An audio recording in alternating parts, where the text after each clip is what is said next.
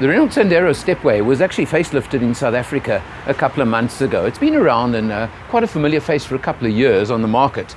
Built by actually the Romanian company Dacia, or Dacia as they call it, which is owned by Renault. So it's always had that slightly rougher and tougher look to it. And what they've done now is I think they've refined it quite a lot.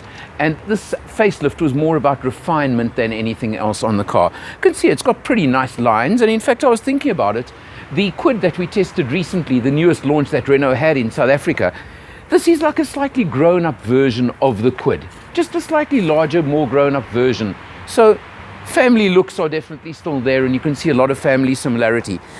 On the Stepway versions, there are the standard versions as well, but the Stepway brings you a little bit of extra cladding at the bottom, marginally raised ride height, and of course the standard roof racks built in as well. Nice size 4-door body shell, as you can see, and opens up. And coming around to a boot area, which we'll have a look at quickly right now, you'll see that the boot over here does have a release button on the floor by the driver's seat. Otherwise, you open it like that.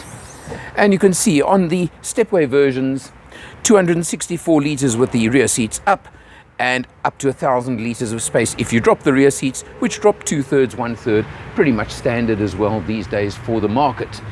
Nice size. One maybe little criticism, there is no inside handle to bring the boot lid down, the rear hatch down, so it's quite a stretch if you're not that tall or if you are vertically challenged, shall we term it.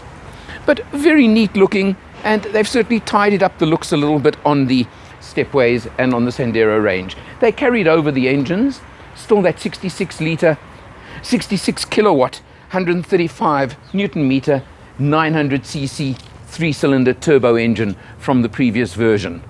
So putting the turbo on, of course, does give you that extra little bit of torque in particular over and above a lot of the opposition. And that's a very important feature as well.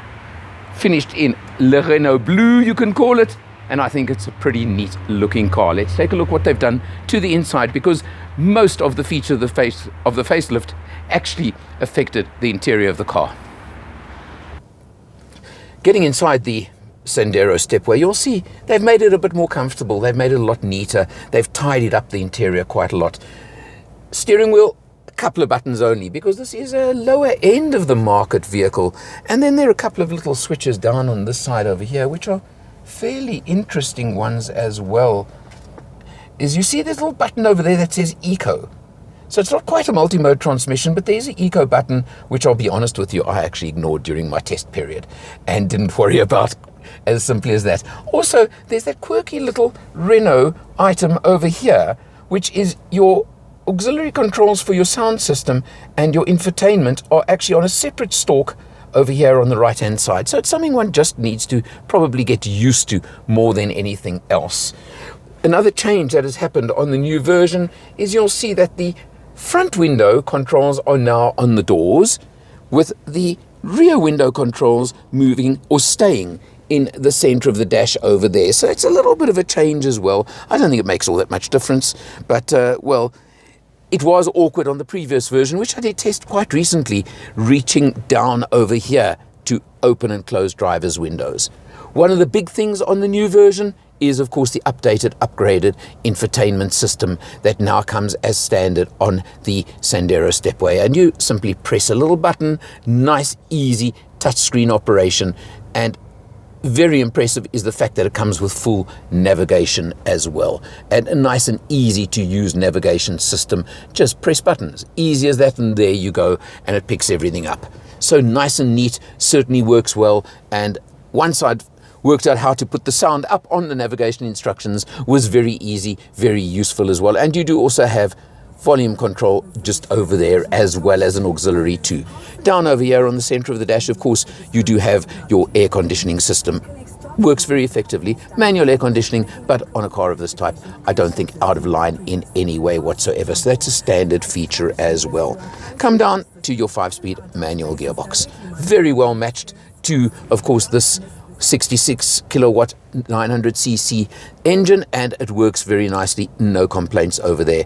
As I mentioned just now, the turbo kicks in a little bit suddenly on occasions, so you're a little bit lagging in power at the bottom end, but then it kicks in and certainly gives you nice go on the freeway. And something that I noticed with this facelift is very definitely the fact that you do have nice oomph on the freeway. It certainly travels very nicely on the freeway, and it certainly is very useful. My criticism on the car, if I've got to come up with a criticism, is those mirrors out there certainly create a lot of wind noise on a freeway. At 120 approximately, at the national cruising speed, I felt it was a little bit noisy on wind noise as we did some traveling around in the car. But that's a minor criticism. Something else that I do like on this car is it does have auto lock on the doors on pull away, and a simple press on the button over there to unlock all the doors. Let's take a look what it's like in the back seat. Moving into the back seat of the Sandero Stepway, I'm immediately struck by the fact that being a smaller, lighter car, there's certainly adequate legroom in the back for myself and more than enough headroom, even with my hat on. So space-wise, there are no complaints. A feature of the Stepway model on the Dynamique, which this one is, the range-topping version, full leather trim. So have a look at that on a car in this price range. And set up for 2 to 3 in the back to be comfortable, I'd say 2. And of course your folding rear seats, 3 headrests in the back. And interesting that the rear shelf has indentations and spaces in it to stop items rolling around if you do decide to leave items right in the back of the car. Something else on the front seat, on the driver's seat, that you can see now is the driver's seat actually has a little extra armrest as well. Just a little comfort feature, luxury feature. That's very nice to add to it. So what do you pay for all of this on a Sandero Stepway Dynamique facelifted version? Well, the list price on this particular car, top of the range, is $189,900. So it's definitely in that mini crossover type segment of the range that definitely is so popular these days. There's lots of competition, absolutely so. You of course can get the Cross Polo, you get the Toyota Etios Cross, you get the Ford Figo would come into it. I'm going to leave out some, I'm sure. GWM have that little M4 that would come into this, and Suzuki are launching their brand new Ignis next week. So there's lots of competition, lots of opposition. But of course this is the French flair that Renault do bring to the market.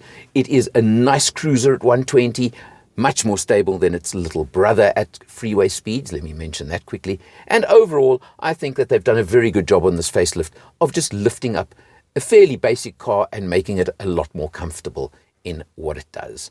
So if you're looking in this kind of market, take a look at the Renault Sandero Stepway Dynamique. For Motor Matters, I'm Alan R, and I'll see you next time.